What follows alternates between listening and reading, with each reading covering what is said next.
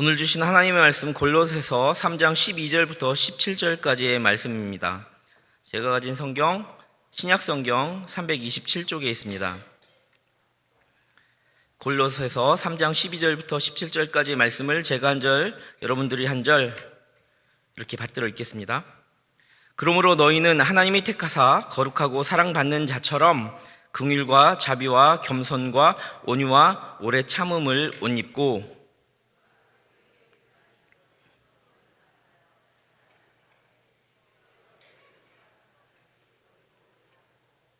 이 모든 것 위에 사랑을 더하라. 이는 온전하게 매는 띠니라.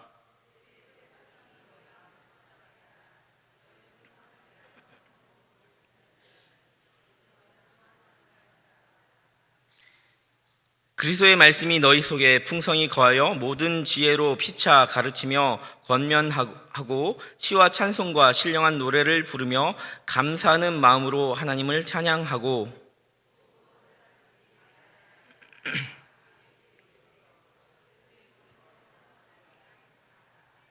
아멘. 다 함께 기도하겠습니다.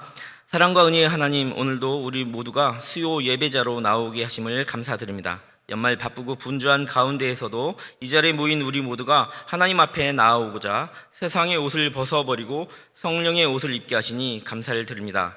예수 그리스도로 옷 입기를 원합니다. 걱정과 근심, 염려 속에 헤매이지 않게 하시고 세상이 주는 속임수 같은 유혹과 달콤함에 취하지도 않게 하시고 오직 말씀 가운데 기도와 간구로 또한 그리스도의 평강이 주장하는 그런 삶이 되기를 간절히 소원합니다. 오늘의 예배를 통해 우리가 그렇게 거룩한 존재이며 또 사랑받는 사람들임을 깨달아 아는 행복한 시간이 되게 하여 주옵소서. 예수님의 이름으로 간절히 기도합니다. 아멘. 아멘. 안녕하십니까? 지난 한 해 어떠셨습니까? 2017년 한 해를 되돌아보면 우리는 너무나 사랑받는 해였고 하나님의 사랑을 느끼는 감사한 한 해였다라고 저는 이야기하고 싶습니다.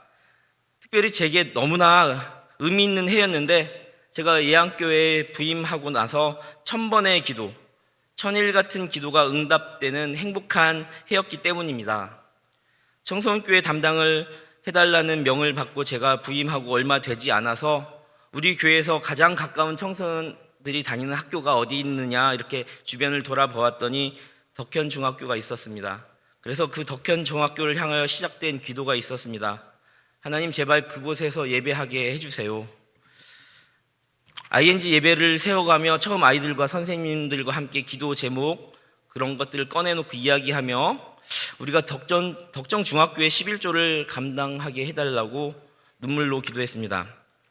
지난 2016년 5월 달에 덕정중학교에 우리 교회 다니는 아이들에게 아이스크림 하나 사주려고 이렇게 갔던 학원 방문의 날 종교인 출입금지라는 규정으로 마치 철장 밖으로 끌려나가듯 학교 밖으로 이렇게 던져졌던 그 학교에 지난 12월 6일 날 그곳 소강당에서 크리스마스 기념 감사 예배를 드리게 되었기 때문입니다.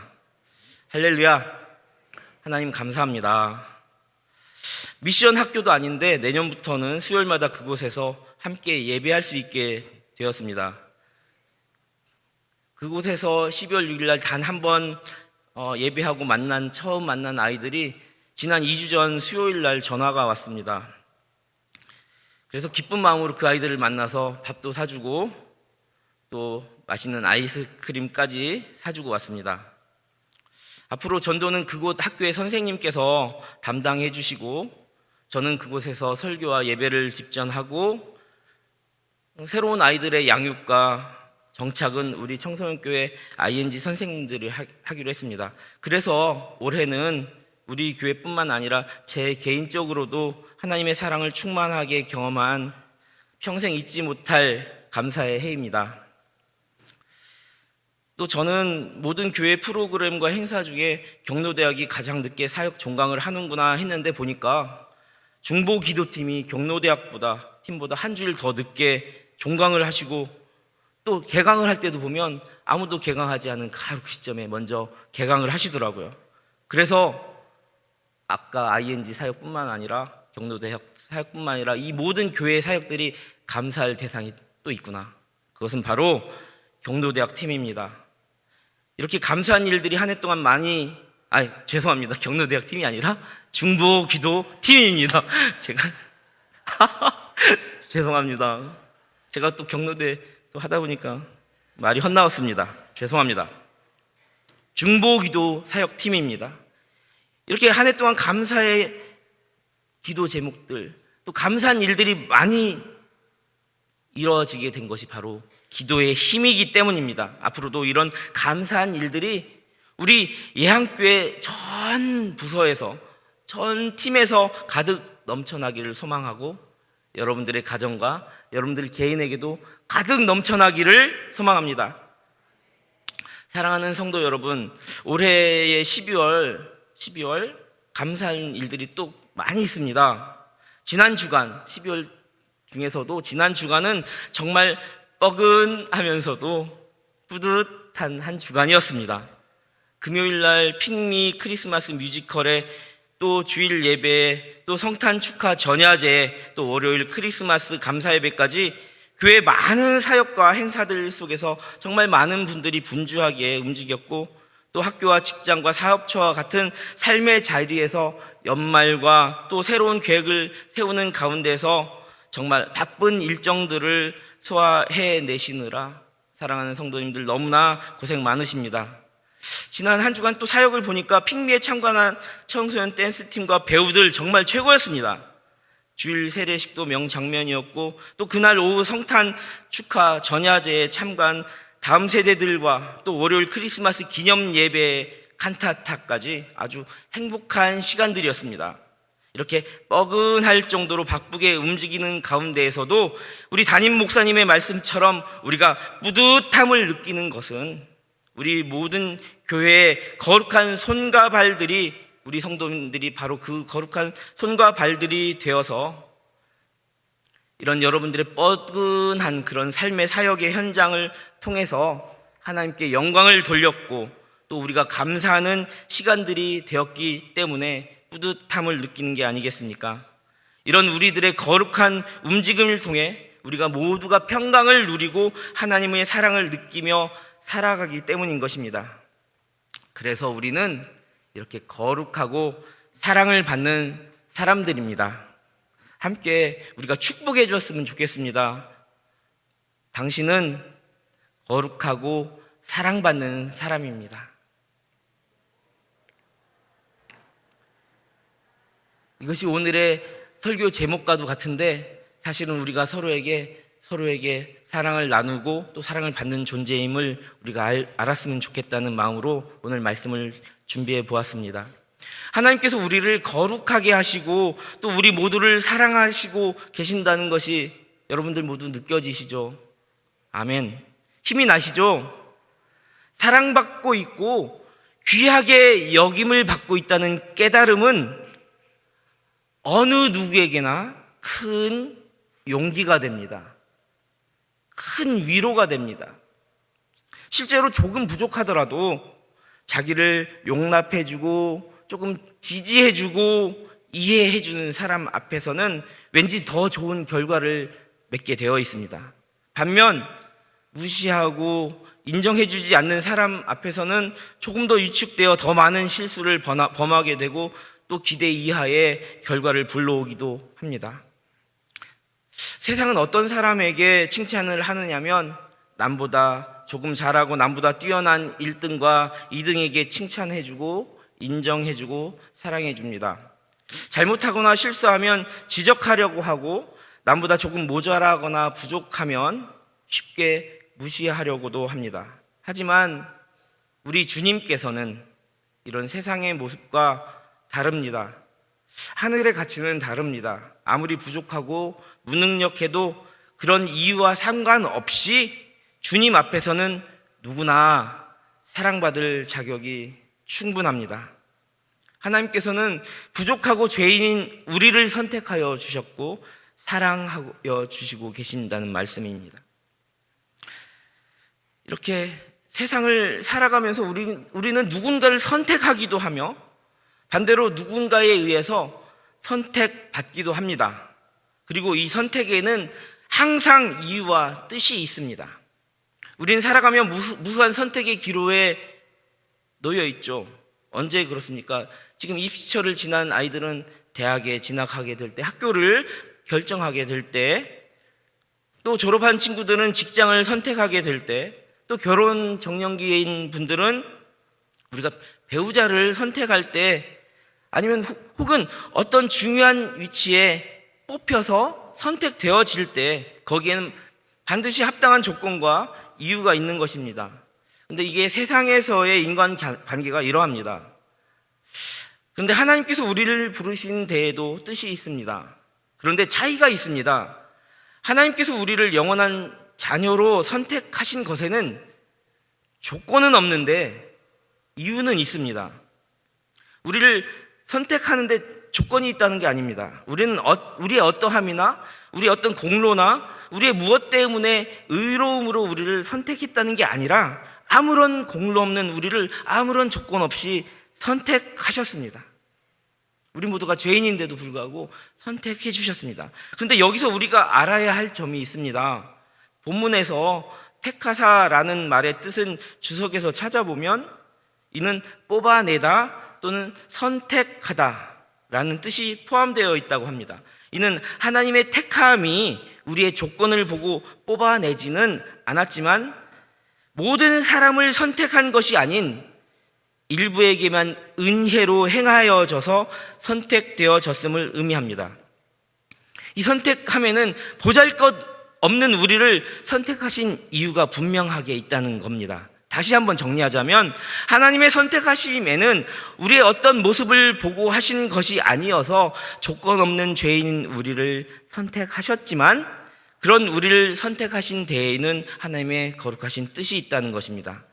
그렇다면 하나님께서 죄인들 중에서 우리를 선택하신 이유가 무엇이겠습니까? 우리를 어떻게 하시려고 선택하셨을까요?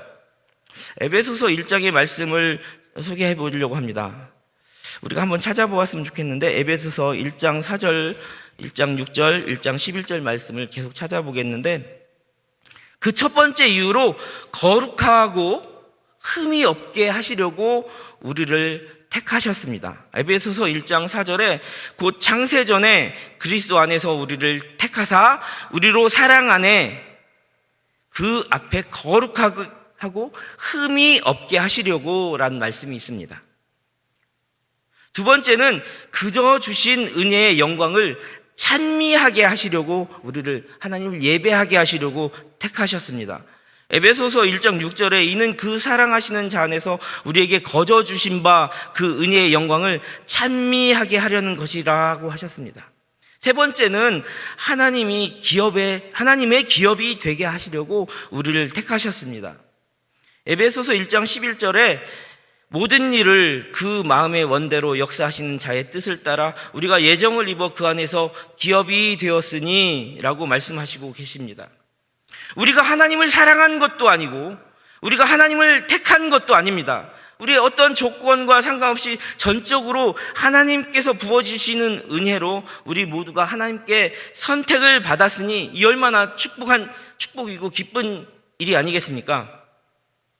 특별히 에베소서 1장 4절에 흠이 없게 하시려고 라는 말을 주목해 보십시다. 흠이 없다. 그런데 여러분, 우리들이 얼마나 잘 살고 얼마나 열심히 살고 얼마나 성실히 살고 얼마나 착하게 살아야 우리에게 흠이 없겠습니까? 우리는 다 흠 있는 존재입니다. 우리는 본래 죄인일 뿐만 아니라 날마다 죄 가운데 살고 있는 그 인간이 어떻게 하나님 앞에서 완전하며 거룩하신 하나님께 합당하게 살 수가 있겠습니까? 그러나 이 사도 바울은 하나님의 선택하심과 그리스도의 사랑 안에는 그 일이 가능하다고 말합니다. 그리스도께서 십자가 상에서 흘리신 그 대속의 피가 갖는 신적 사랑과 그 은총, 그 안에서 우리의 죄의 문제는 해결을 함을 받으며 불완전한 우리의 인격들은 완전하여지며 하나님을 위해 바쳐질 수 있는 거룩한 성도들로 구별되어 간다는 것입니다. 그러므로 우리들은 하나님이 우리를 교사로 또 성도로 그리스도인으로 목사로, 전도사로, 집사로, 권사로, 장로로 하나님의 자녀로 택하신 이유를 그 사람이 어떠해서라고 생각해서가 아니라 그 자연인으로서의 연약하고 죄 많은 우리들의 모습에서 하나님의 부르심의 이유를 찾은 것이 아니라 그리스도의 사랑 안에서 하나님께서 우리를 부르신 이유를 찾아야만 한다는 것입니다. 하나님이 우리를 선택하신 뜻은 인간 편에서 충족시켜야 하는 구원의 조건이 있고 그것을 이루어서가 아니라는 이야기입니다. 하나님의 선택하심이 구원의 조건에 있다면 이 세상에 어느 사람도 구원을 받을 수 없기 때문입니다. 그러므로 우리는 이러한 하나님의 기쁘신 뜻에 따라 선택되어 구원받았음을 감사함으로 받아들이며 찬양함으로써 하나님께 영광으로 보답해야 하겠습니다. 지난주 금요일 핑미 크리스마스 뮤지컬을 했는데 굉장히 열기가 대단했습니다. 여기서 핑미는 영어입니다. 핑미요 이렇게 합니다. 핑미는 나를 선택해 주세요 라는 뜻입니다. 핑미업은 나를 세워주세요 인데 정확한 의미는 나를 정신 차리게 해주세요, 나를 기운 차리게 해주세요. 핑미업은 그래서 나를 선택해서 기운 차리게 해주세요 라는 뜻이겠죠. 어쩌면 죄인으로 살아가는 우리는 그분의 택하심으로 문득 정신을 차리게 되고 기운을 차리게 되는 것이 아닐런지 모르겠습니다. 오늘 본문 골로새서 3장은 그리스도인을 가리켜 하나님이 택하사 거룩하고 사랑받는 자라고 정의합니다. 내가 바로, 저 말고요, 여러분들 우리 모두요, 내가 바로 하나님이 뽑아주신 사람, 하나님의 사랑을 받는 거룩한 사람이라는 것입니다. 아멘. 여러분 모두가, 우리가 하나님이 택하사 거룩하고 사랑받는 자라는 것입니다.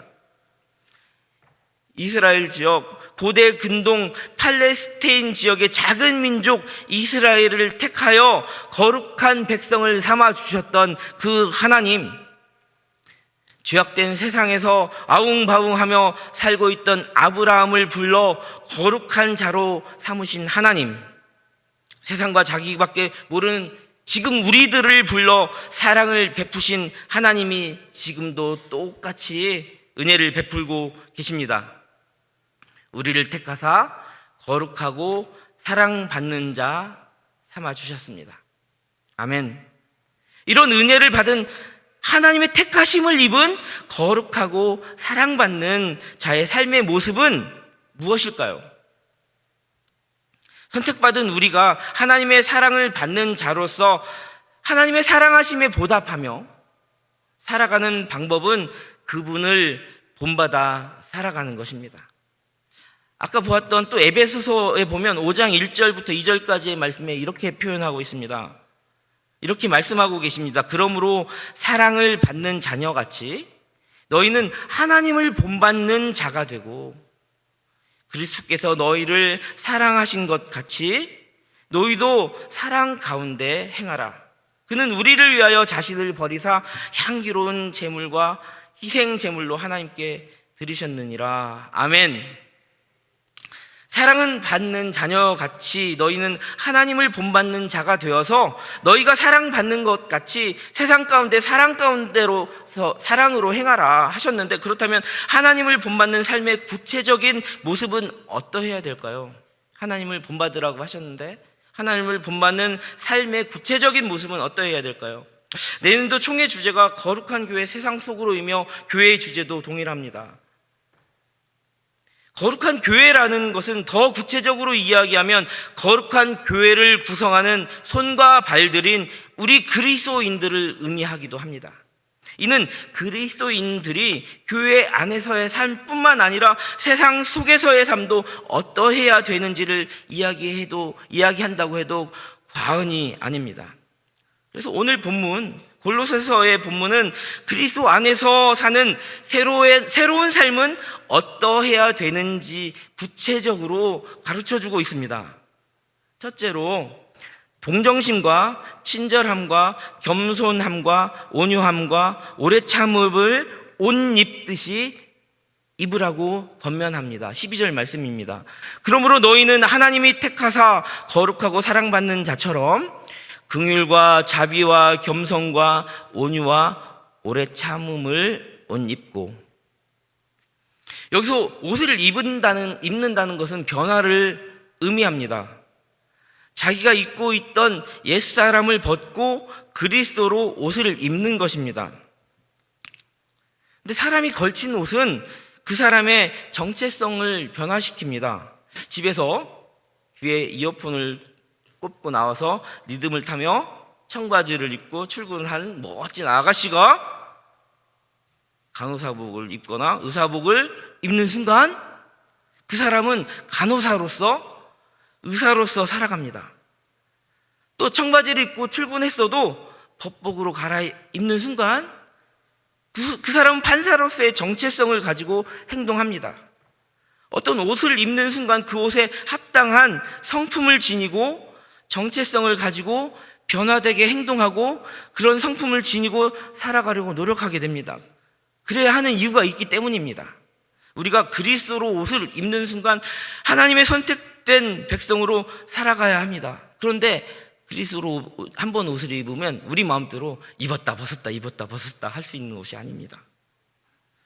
로마서 13장 14절에는 오직 주 예수 그리스도로 옷 입고 정욕을 위하여 육신의 일을 도모하지 말라고 말씀하고 계십니다.